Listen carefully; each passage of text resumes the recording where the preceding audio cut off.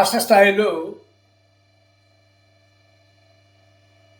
చంద్రబాబు పాలనకు 2 ఏళ్లు గడిచినాయి కాబట్టి అతను ప్రవేశపెట్టిన మేనిఫెస్టోలో ఇచ్చిన తప్పుడు వాగ్దానాలను అమలుపరచలేదు కాబట్టి సూపర్ 6 కంప్లీట్గా అటర్ ఫ్లాప్ అయిపోయింది కాబట్టి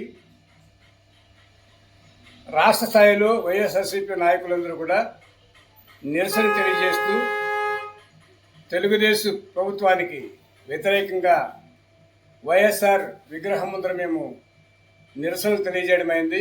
ఆ భాగంగానే 4వ తేదీన పుంగునూరులో మేము నిరసనలు వ్యక్తపరిచినాము. మేము పోలీసు వాళ్ళు కానీ తెలుగుదేశం నాయకులు కానీ దుర్భాషలాడలేదు.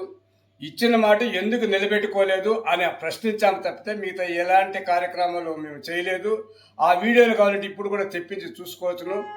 ఇక్కడున్న సిఐ గారు అమితోత్సాహంతో వాళ్ళు చంద్రబాబు నాయుడు తెలుగుదేశం వాళ్ళ దగ్గర పేరు తెచ్చుకోవాలనేసి మా పైన క్రిమినల్ కేసు పెట్టడం చాలా అన్యాయము. మేము వీలు పడితే నేను సత్యాగ్రహం చేయడానికి కూడా సిద్ధంగా ఉన్నాను.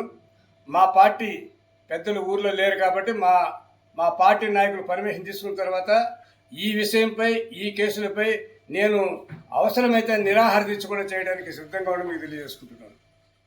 చంద్రబాబు వెన్నుపోటుకో